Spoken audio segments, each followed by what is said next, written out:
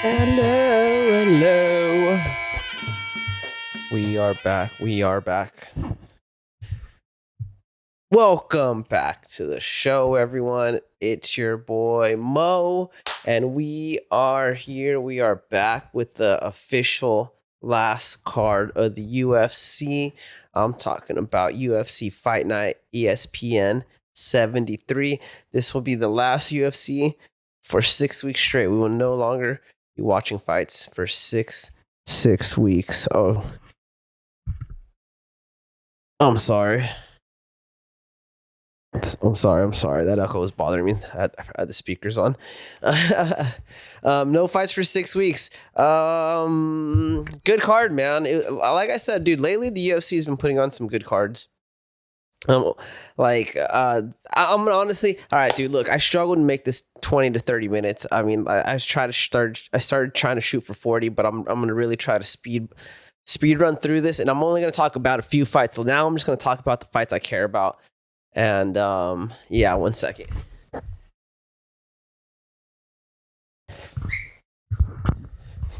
And I'm going to try to do my best to not ramble. I have a problem with rambling, guys. I'm going to ramble this one time, though. I think I pissed off my neighbors.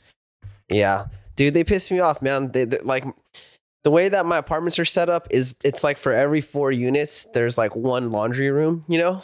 It's like a small complex, right? And so it's one laundry room, one laundry machine, one dryer. So apparently my neighbor didn't want to wait for me to come get my clothes out the dryer, and they took it out and just put it in the hamper. It pissed me off because I don't like people touching my stuff, bro. So, and I get it. Maybe she was waiting. It wasn't like too long because we have an app and it tells you on my phone, when my clothes was ready. I just was in the middle of something. So anyways, I did lag it like 10, 15 minutes, but it wasn't like 30. She took it out. I was pissed off, so I fucking turned off her dryer. That bitch is about to have some fucking wet ass clothes when she comes back. Suck a fucking D. Oh man, I gotta edit all that out. A lot of cussing in the beginning. Sorry, dude. Your boy Mo has a dark side, dude. I'm sorry. I get angry sometimes. Anyways, UFC 73, man. This card had some heat, off-putting judging. There's some odd judging, and a lot of vet versus new blood. Ending the year with some debuts and some veterans getting put to sleep. Or not put to sleep, but that's usually what happens. We'll get into that part. Before we get into all that, though, one thing I want to talk about, because I forgot to talk about it last time, was the Joanna Jedrzejczyk beef with Jamahal Hill. I don't know if you guys have seen what's been going on, but there is some crazy clash with the two. Apparently at the last UFC event, not the one that happened on the fight night, but the one before that, the actual pay-per-view card.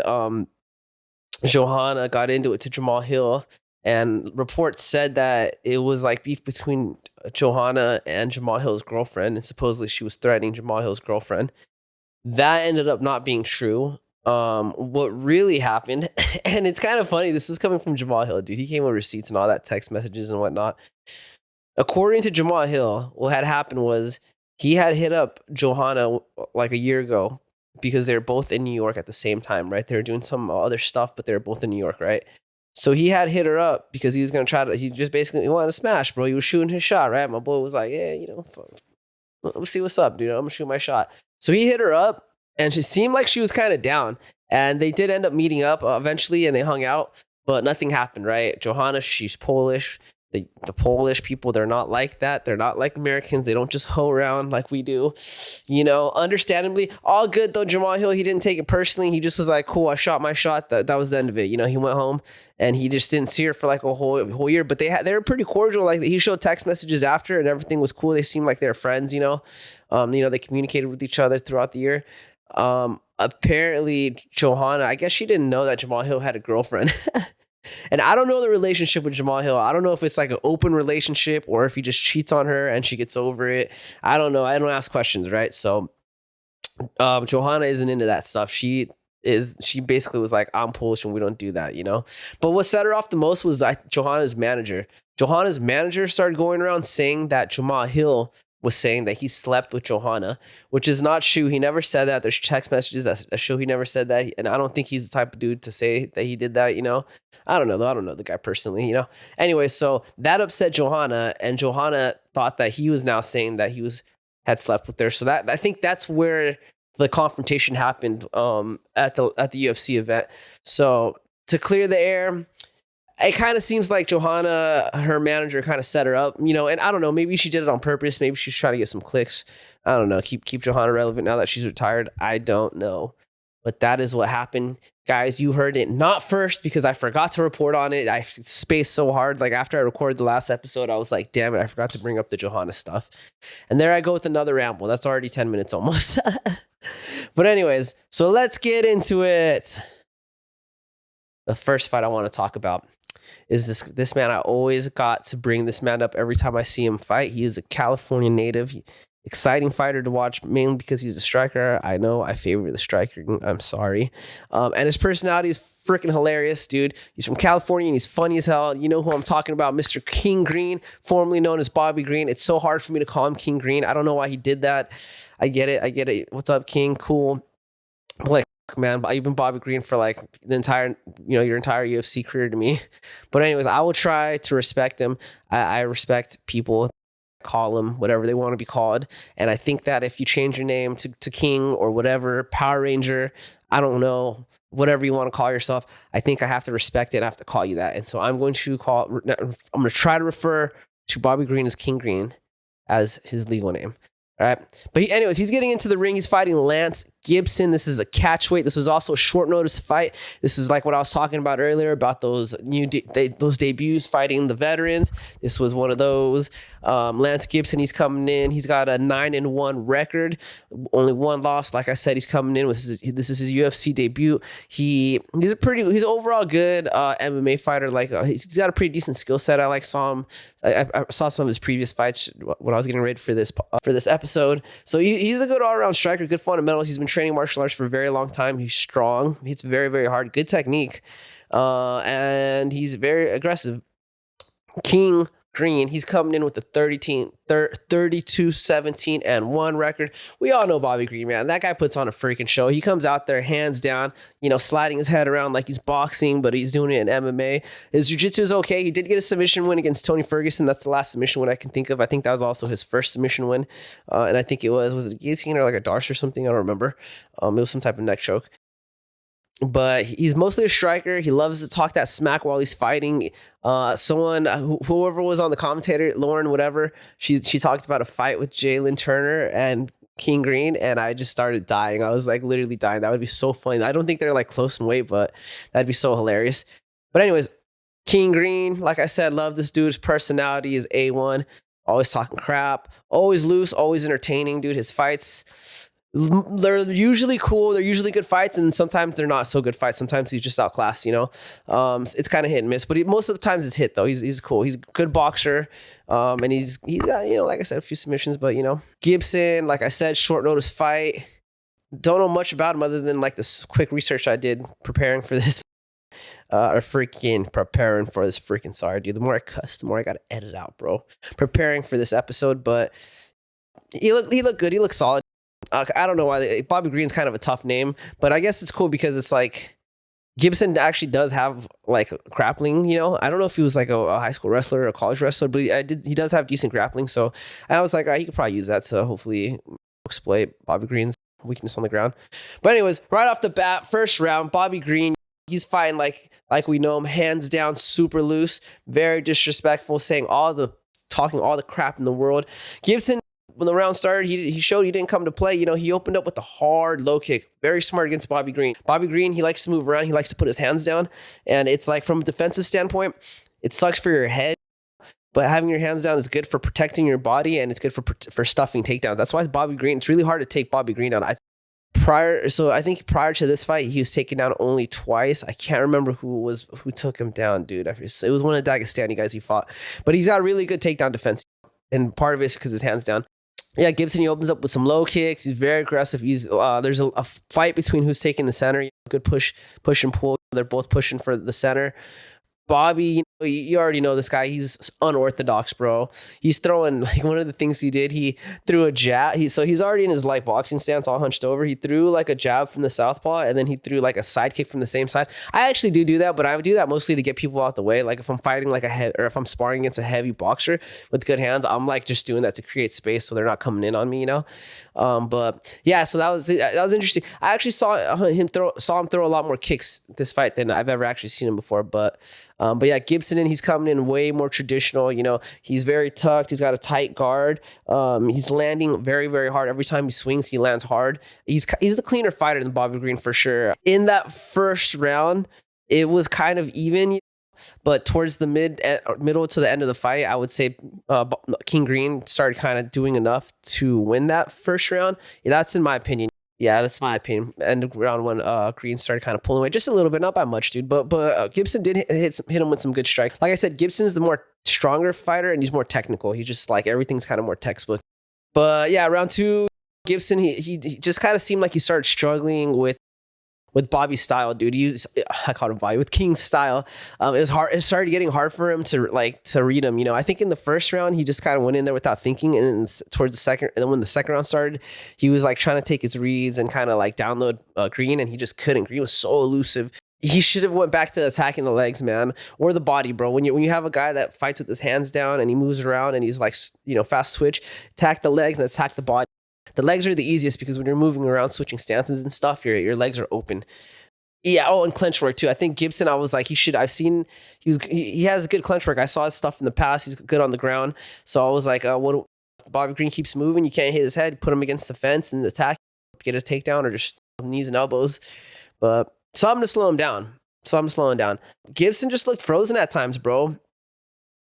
I don't know if it was like because it was his debut and he was nervous. I think this was at the Apex though, so I'm like, damn, bro, if the nerves got you at the Apex, like, you know, good luck when they hit like Madison Square or something. He took a nut shot in round two, I believe, and I don't think it was that hard. I can't remember. It didn't look too hard for me from the angle.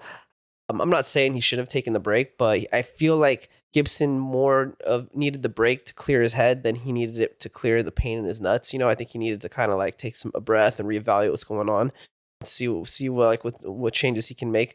When Gibson was landing, I'm telling you, he was landing hard, bro. That first round, he looked good. In the second round, he landed a couple punches and he looked good. Even like when he would kick hard. He secured a takedown eventually in round two, and he had 2 minutes and 40 seconds left in the round. That's where you see him get more comfortable. He's more loose. He's more elusive. He's more like everything just seems more confident. Green had a hard time getting up, man. He eventually did get back up. Gibson like basically kept chasing him down, and he got the single leg. The second time he couldn't get him down, but like, I mean, the clench work was there, you know. Bobby Green's hard to take down though, honestly. So I was kind of impressed when he took him down that first time. I was like, ooh, that's actually crazy. You know, that's interesting. Yeah, dude. The other thing with Gibson is he waits too much, dude. He was kind of just frozen, and it's almost like he's looking for opportunities, but it's like, bro, you got to get in there and you got to make the opportunities, right? Round three. This is when King Green comes on. He's fighting with his hands down. He's sliding in and out. Like I said, talking that crap, slipping his head and throwing like looping punches over the top, dude. It was just pure chaos, dude. Green catches Gibson's kick. Gibson throws a body kick and Green catches it. And he turns it into a takedown. He lands on top in north-south position, and he just starts landing bombs in north-south. Boom, boom, to the ribs. Fight ends. This is round three. I mean, it ended because of time. Bobby Green gets a split decision. Split decision, by the way. And which is interesting because the way I saw the fight, I gave Bobby King Green round one and round three. Round one just barely. The judges, I don't think any judge gave him round one, but some gave him round two, which was interesting to me because I thought he lost round two. Maybe I'm just not remembering it right, but tough on the judges. There was a Japanese judge. He just had his shit off up, bro. I can't remember. I'll put his name right here, but dude. Yeah, we need to like implement. I think we should implement the AI judges. PFL does it. I think it's cool. Let's get the AI judges just for funsies. It doesn't have to count for anything, but just so we could see if the judges are on some ish, you know? And I'd like to have like a crowd judging too, where people can come in and put out their score just for funsies, you know, just to see. How much do the judges actually know, baby? But anyways, King Green, he gets it by split decision. Yeah, what a fight, man. That was a good fight. Let me get my weed ready. I'm going to try to wait to smoke till I get like halfway done because otherwise I'm just gonna slow down. We don't want that. Anyways, so the next fight I want to talk about, Yaroslav Amosov versus Neil Magny. Man, I freaking wanted to see this fight because I love Neil Magny. He's like, style is not really like my style, but it's like, I like watching him when he wins, dude. And he's interesting, especially when he gets people in the clinch. You know, he's pretty dominant in the clinch, knees and stuff, lengthy. Amosov, he's got a record of 28-1. He's the former Bellator champ. Was he actually former Bellator champ? Let me see. I don't know if I got that right. Let me ask my assistant here. I don't think I don't remember why I wrote that. I don't think that's true. Was Yaroslav Amosov the Bellator champion? Yes, Yaroslav Amosov was indeed the Bellator welterweight champion. He held the title for a while and was undefeated in his MMA career until he took a break due to personal reasons. If you want more details, just let me know. Nope, thank you. Okay, see, I do research, guys. See, I do look into things before I start hitting record. I try to know things, you know. I do try, but I do forget. But yeah, so Amosov uses a Bellator champ in welterweight. I guess he was undefeated. I mean, he has a one loss, but maybe it wasn't in Bellator. Yeah, so this guy was coming in. He's a pretty dude. He's a pretty like crazy with it, man. I saw some of his fights in Bellator, and this dude like was the dude. He's Ukrainian, so I think that issue she was talking about, I'm pretty sure that was because the freaking war happened. I wonder if is Amosov that guy that was Amosov that fighter that like got his belt that he out of the rubble. I mean, let me look this up. I wonder if it was this guy. Oh yeah, damn. I gotta include this clip. That's freaking crazy because I just clicked right now. Yeah, Amosov. He was in the beginning of the Ukraine-Russia war. He's obviously, it's everyone's mandatory military service in Ukraine at that, I think right now. So he was out there doing his thing and he went back to his house to get his Bellator belt. And so there's a video of him coming out of like, I don't know, like, what do you call that space underneath your house? Crawl space, I guess. I don't know, basement. He's coming out of his like crawl space with his Bellator belt. And I totally forgot. Yeah, that was that guy. So anyway, so he's fighting Neil Magny. Neil Magny's coming in 31-14. Magny is the veteran. Amosov, he is debuting in the UFC. So, like I said, a lot of debuts this fight. Introducing new contenders for the beginning of next year. Smart move for Dana White. But you know, Amosov, he comes forward. He just shoots the low kicks. He really is not fearing Neil Magny. He's very confident in the cage. He shoots for a takedown early on. Magny defends it. He defended it pretty easily, and he kind of pushes him away. And Magny throws a couple straight punches, you know, for the trouble. Amosov, he goes straight to a body lock, or like basically after that takedown gets stuffed. He gets the takedown this time, and you know, Magny is, dude, he's long as hell, dude. So he's like tough to control. He's like framing, he's creating random spaces that most people can't just because his limbs are so long, his waist is so long. Like Amosov does a good job at becoming like, he's almost like a rock when he gets you down. He's really tight and he just weighs down on you, but he was having a hard time controlling Magny, you know. Amosov, you know, he transitions off. Dude, he's like, it's pretty, dude. This is pretty clean, dude. Like Neil Magny, he's like framing off of him, and Amosov kind of like moves to the side, and he basically puts Neil Magny in Anaconda. Before Neil Magny can realize what's going on, it's already synced in. Neil Magny ends up having to tap. The fight ends first round one submission winners Amosov. This is the second Anaconda in a row that Amosov has gotten. That's pretty impressive. So obviously this is something he trains for a lot. Really exciting and really interesting to see what he has in terms of the future of the UFC. I mean, damn, you know, first round finish is cool, dude. Should I light a joint to that? Yeah, I'll light a joint to that because I'm gonna keep this quick. We're already halfway done, baby. We only got like 2 more fights to talk about. I'm telling you, I'm a changed man. No more wasting your guys' time. 20 to 30 minutes, baby. That's our freaking, that's what we're going for, baby. 20 to 30 minutes. I'm listening to a lot of Christmas music lately, you know, not because I'm forced to, because I freaking want to. That's the difference between me and you guys.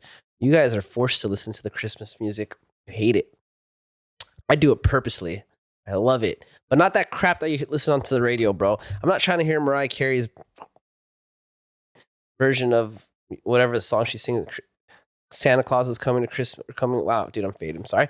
I'm not trying to hear that Mariah Carey Christmas song, all right? You know what I do like, though? You know what is a good one? The NSYNC Christmas album, Merry Freaking Christmas. That song is the absolute banger. I've been hearing some like AI Christmas songs that have been sounding pretty good, too. There's a Radiohead AI Christmas song. It's Santa Claus is coming to town. So there's the next fight we're going to get into. Giga Chikadze versus Kevin Vallejos. Giga Chikadze, I love this guy. I've been watching him fight for forever. I remember when he fought for Glory. I remember when he fought for Infusion. He's just a crazy kickboxer, you know. Dude, I had his records. So I thought I wrote down his kickboxing record. I think I forgot to write it on this page. But anyways, Giga Chikadze, like I said, he was a pretty crazy kickboxer back in the day when he fought for Glory. His striking was pretty much feared. Lately, all right. So let me just start from the top, dude. Yeah, Giga Chikadze, he's coming in. He's got a 15-5 MMA record. Like I said, elite kickboxer, Glory, Infusion veteran. Kevin Vallejos, he's 16-1. This man is barely 24 years old. New blood savage, 16-1. That's basically only one loss, bro. That is literally one loss. So, like I said, let's be real, bro. The UFC, they feed veterans to the prospects. That's just how it happens. This card had a few of those. Every card, I feel like I see it more often than in the past. It's always at least one card is a veteran getting fed to the prospect. And Giga, he just drew the short straw here. That's just what happened. Giga's, you know, his kickboxing record, I believe, if I remember off the top of my head, it was like 38-12. I think I got that right. Should I check that out? I think I got that right. But let me see if my remembering brain is good. What is Giga Chikadze's kickboxing record? Giga Chikadze, originally a kickboxer, has a record of 38 wins and 12 losses, with 22 of those wins by knockout. He had notable victories like his KO over Victor Pinto at Glory 37. He later transitioned to MMA, where as of December 2025, he holds a record of 15 wins and 6 losses. His most recent MMA bout was a knockout loss. Shut up!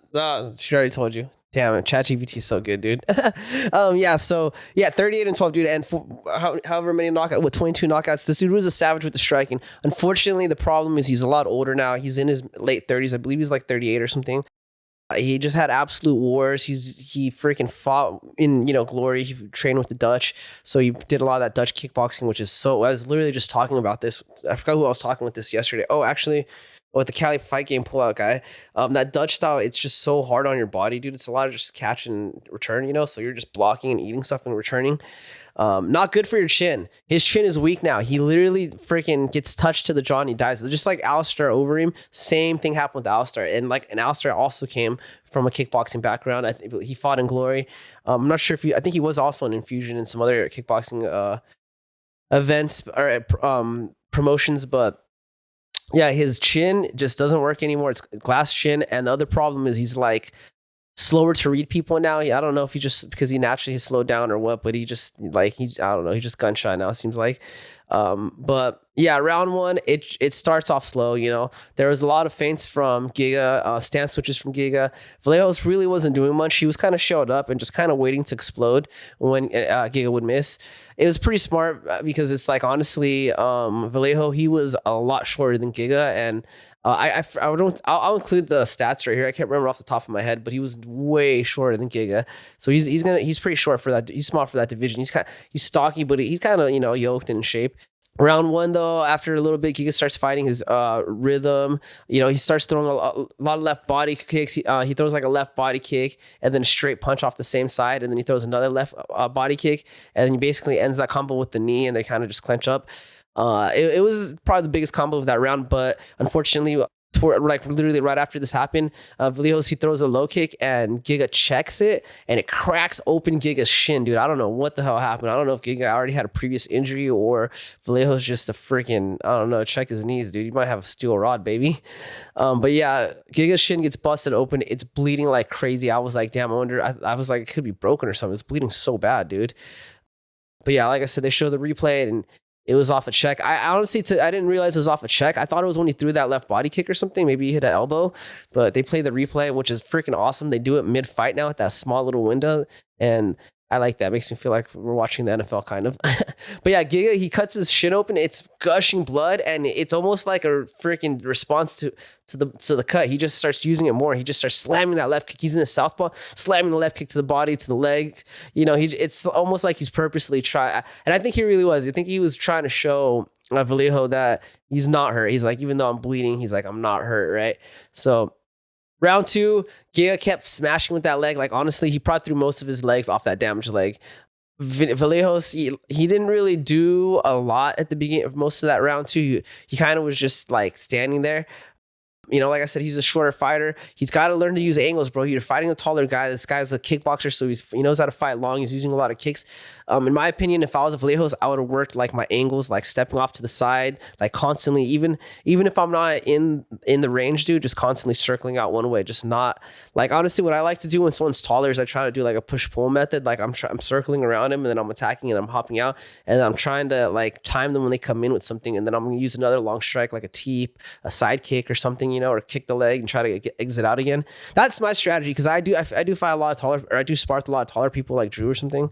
But then I don't know, or it happens, bro. Freaking Vallejos, he throws pressure. Giga steps in. No, I'm sorry. Vallejos, he rushes forward. Giga tries to sidestep to his left, and then Vallejos throws a spinning backhand into the same direction that Giga is sidestepping in, and it just lands clean on his jaw, dude, and it's lights out, dude. Spectacular knockout. Literally, as I was talking, like when I wrote about the angles, I was thinking that in my head, like, why is this fool not using angles or some, or like long attacks like teeps or something, And then he just charges forward, spinning backhand, bam. I think he threw like a cross or a fake, and then boom, spinning backhand, gets Giga. Giga goes down, bro. I was so sad. It was so sad to watch Giga go down like that. I think it's time to wrap the gloves up. Giga, he's opening up a kickboxing gym in Orange County, I think, or Southern California. It's gonna be called Giga Kick. I think he should focus on that, baby. I'm gonna go check it out though. Should be opening soon. Giga, please don't be mad at me. I love you. I think you should take your health, seriously. But yeah, Giga, that's like, I believe that's the first KO loss of Giga's career. I'm not sure so they said that in the announcement. I don't know if they meant like in MMA or ever. That's pretty crazy if he's never been knocked out in all those kickboxing matches. I mean, honestly, it was cool. I mean, the round was, I thought he was going to get mollywopped. I saw Vallejos fight before. I was like, oh, Vallejos is going to probably walk through this dude just based off of Giga's previous, recent fights. But, honestly, he showed some grit, and he showed that he still has like a lot of technical skill. But I just think it still might be his end, man. That it might be the end for him. Like I said, just run the kickboxing gym, focus on that, and let your brain recover. That happens. It happens to the best of us, dude. I've been battling a lot with like trying not to spar at all. It's been so many years sparring and just training hard, bro. It's like I feel like I don't want to be brain dead. I don't know. Yeah, I might interview another fighter, a UFC veteran that is possibly showing signs of CTE. I don't know why I do these. Oh, I gotta stop doing these, man. They break my heart. Fuck, dude, I don't know if I should do this one. Anyways, I'll figure it out, guys. I'm just venting. I'll probably cut that out. My own internal brain thinking to itself. Back to the topics, though. This next fight, I'm gonna talk about Cesar Almeida versus Cesare Olexic. I can't pronounce that last name. This is a middleweight fight. The second dude, Cesare, I'm just gonna go by his first name. I don't know what he is, Russian or something.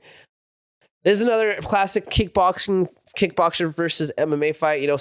Cesar Almeida, he's a, he was a kickboxer prior to getting into MMA.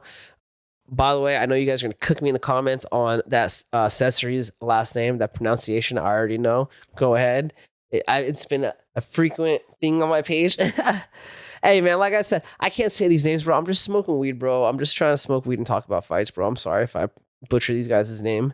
You know what I'm saying? But Almeida, bro, he's coming in. He's 37 years old, bro. He's old, right? I mean, in fighting age. Cesare, he's barely 25 years old. He's 6'3", and he's Polish. They live a hard life. 6'3" is crazy. I don't know. Pretty big age gap. Another issue is, like I said, Almeida, he was a former kickboxer before getting into MMA. It's going to be tough because this full Cesare, he's more of a grappler. That's kind of like his strength. So he's just older. The skill isn't completely polished. He doesn't have a polished skill set. It was I don't know. I was interested because Almeida is a pretty heavy striker. So, anyways, round one, Cesare, he's using his length. He's he's pretty much staying on the outside. He ends up getting like a double leg takedown pretty early on. Almeida, he's pretty calm under pressure, but like he just can't do anything once he's on top. There's like no scrambling, no defending. He's just kind of like accepting it. That's kind of basically most of round one. Round two, Almeida comes out. He's super aggressive this time. He's throwing some hard body kicks. He's backing Cesare up. It's basically that whole first round he spent on his back for the most part. There's definitely a gap in the grappling skill, and Cesare exposed that, and once he was able to expose that, he became a lot more comfortable throughout the fight. Round two, though, Almeida, he knew he was down around. And like I said, he's landing a lot of body kicks, dude. It's kind of interesting because normally you wouldn't throw body kicks on the grappler because the grappler will just grab it and take you down. But then it's like the skill set and striking is so much further in Almeida's side. It's like he can throw him without telegraphing it, and he can throw him hard. So it's like anytime he throws him, Cesare, he's either got to block it or he eats it, and it kind of like, he has to take a step back because it's like super heavy. Cesare, though, he knows what to do. He just shoots and gets a takedown. Almeida, there's chances for when he's on the ground. There's some moments where I felt like Almeida could have like used to get back to his feet, with a scramble or just by, moving and maybe bettering his position. He didn't really see it though, honestly. I just was, and I'm not like even good at jiu-jitsu or anything, but I was like seeing that like, damn, he could get out right there. He could try to, sweep right there. He eventually does get a sweep pretty late into the round and then like gets reversed again. He gets a sweep, and right when he gets the sweep, he ends up on top, and I'm like screaming, I'm like, bro, Almeida, you got to get up. You got to move. Get your legs out of there and don't even play with this guard, right? Literally, as I'm saying there, he kind of falls back and then he gets swept. And now he's on the ground. Just reverse immediately. A bad decision for him, thinking too hard or just thinking that he can even stand on the ground. It just was dumb. Round three, it's just the same story. Almeida, he's landing good kicks, but Cesare again takes him down. Just rides out the round. Dominant fight for Cesare. Bad fight for Almeida. I was kind of like, should I even talk about this fight? Because it's kind of boring to me. But whatever. I don't know. I started writing about it, so I just said, fuck it, let's just go. Almeida needs to do some grappling work. He's 37. It's gonna be tough, dude. But I don't know. Maybe he's not gonna be champ, but he could put on some exciting fights. If I was him, I would work my grappling defense and then just try to take the big fights and knock people out and just try to make a lot of money. Some Derek Lewis. Yeah, and then for Cesare, my thoughts on that guy. I don't know, man. I felt like he didn't do anything, bro. He had control, but it's like he didn't try to end the fight. He wasn't looking for strikes. He wasn't looking for submissions. He would throw a couple strikes and then go back to just position, and securing position. You know what I mean? He just was more concerned with keeping Almeida on the ground. I don't like that, dude. You know how I feel, but again, this is the era of the Dagestani wrestling, so this is what we're going to see, and more people are going to start implementing that style of fighting. I guess it's kind of like the 90s, bro, like the Pat Miletich days. They did a lot of that, but I felt like those days were more exciting because they would take you down and freaking punch your face in. But yeah, so anyways, let's get into the main event. Brandon Royval versus Manel Kape. Man, I was excited for this fight. I feel like not a lot of people talked about it. It kind of got slept on, at least in my opinion. Could be the holidays. Could be because it followed like a banger card last week, But yeah, there wasn't a lot of fights or a lot of talk about this fight. Brandon Royval, he challenged Pantoja for the belt. He kind of got mollywopped. He also challenged him and Joshua Van, who's currently has the belt in the division, in the flyweight division. They also scrapped, and Joshua Van beat him by decision, if I'm not mistaken. But, Brandon Royval, he's up there. He's a top contender. He's definitely top 5. I think he's ranked I forgot. I didn't even write the rankings this time. I tried to do it quick. But he's ranked top 3, I think. Good fighter, long fighter, good boxing, good jiu-jitsu, fights long, very a lot of volume. He's got a lot of volume, but it's kind of like more of a Nate Diaz type thing. So it's short combinations like ones and poking you, kind of the opposite of Manel Kape. Manel Kape, this guy is a dog, bro. This guy came from Ryzen. I remember seeing him fight in Ryzen. I forgot who he fought. I think he fought this other Japanese cat that he's in the UFC. Asakura. Was Asakura the dude that broke everyone's face? They fight? I think they fought, and that's when I can't remember, bro. Anyways, Manel Kape, I remember him from Ryzen. This dude was a savage. He had the belt out there. he's very explosive fighter, an elite striker. He currently lives in Thailand. If I'm not mistaken, I could have that wrong, but I could have sworn I saw that he currently lives in Thailand. That this guy is all about the striking. He's got good wrestling and like jiu-jitsu. I don't know if it's because of technique or if it's just physical attributes. He's just so explosive and fast, dude, and just strong. So, anyways, Manel Kape, he's got a 21-7 record. Brandon Royval, he's got a 17-8 record. On paper, this was a good fight. Honestly, like the records aren't too far apart. I mean, I guess if you get really into it, though, Manel Kape, he was the champion in Ryzen, so that probably means something. I guess you got to ask yourself: does the champion in Ryzen, is he like just as good as like the top 5 guys in the UFC? Because I don't think the champion for champion, I don't know. I think UFC has the better champions, right? But what about like top 5? I don't know. Anyways, so good fight on paper. Round 1, Royval, he's staying on the outside. He understands the game plan. He's like, I need to stay on the outside, stay long. I can't get in there with Manel Kape. Manel Kape has knockout power. He throws very strong combinations. He's quick. He'll jump into the pocket quickly, and he'll have like a 4 or 5 piece combo. You probably would get knocked out by like the third, and there's just 2 more for the show, But yeah, so he's staying on the outside, throwing a lot of hard body kicks. I don't remember Brandon Royval throwing a lot of kicks. I could be mistaken, but I thought he was a heavy boxer, a lot of jabs and crosses and stuff. But yeah, he was out there throwing a lot of kicks. Very good game plan. Keep stronger fighter on the outside. Use your long thing attacks, teeps, kicks. A lot of left kicks. From southpaw. Round 1, Royval did something weird. He kind of like shook off his foot, and looked at it. I don't know if it's because he stepped on something, and it like maybe blood, or if he like hurt his toe. He might have like thrown a left kick and it got blocked, and maybe he broke a toe. Towards the end of the round, Manel Kape just explodes out of nowhere, and he explodes into a southpaw. He throws a left hook. Royval goes down. Kape follows it up with a couple punches. Ref steps in and he ends it. That's it, bro. That's how the fight went down. Literally, like Manel Kape, baby. I'm at a loss of words. But yeah, I knew Manel Kape coming into the UFC. I was like, this guy, like, dude, this guy's a savage, man. When you cannot leave openings when you fight this dude. I knew when he came into the UFC, I was like, things are going to get wild, dude. This guy is crazy. Like, for the division, he's so strong. He's got so many knockouts, dude. His takedown defense is good, I don't know. What does the future hold for Manel Kape? So check it out. Like, Joshua Van, he's got the belt. I think Joshua Van and Manel Kape would be an excellent fight. They're both great strikers. That would be so exciting, I think. I think it'd end up probably becoming a grappling match, and I'd be curious to see who's the better grappler. I think that what's that Japanese guy's name? Tara. I think Tara's next, right?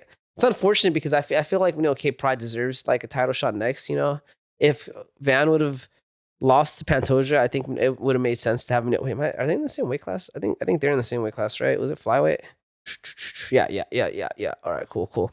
I don't know. I'm tripping. I'm high. I just smoked again, dude. I just stay high. I think Manel Kape should have gotten the opportunity to fight for the belt. It kind of sucks because he should have had some type of hype coming in with being like the Ryzen champion. I don't know, but yeah, now it's all muddied up, bro. So what, should there be like an elimination round between Kape and what was that other guy's name? Tara? That'd be cool. I'd be down for an elimination. You know what? But the only thing is, I think they should have Tara fight Joshua Van, because then you could have like an all Asian card, and you can do it in like the Philippines or something. Go do it at like the Mall of Asia, like in the biggest mall in Asia, I think, or a big stadium, or Japan. Do it at Saitama Arena or something that's like 30,000 or something. I think that's a good opportunity for that. So I'm gonna go with the business move, and I'm gonna say let the Japanese and the what is Van? He's Burmese, right? He's from Myanmar now, right? So I think they still call him Burmese, right? He's Burmese, and let the Burmese fight the Japanese and make it call it Jungle Asian versus whatever other, what would you call it? Japanese Asian Honda? I don't know. Jungle Asian versus not Jungle Asian. Let's freaking go. Manel Kape, unfortunately, I think he got away in the sidelines. I think Manel Kape fights whoever wins. And those are my thoughts, my predictions, and probably some names I pronounced wrong. Sorry, guys. As always, thanks for watching. I'm Mo. I hope I kept this under 40 minutes. If not, then I'm sorry. Goodbye.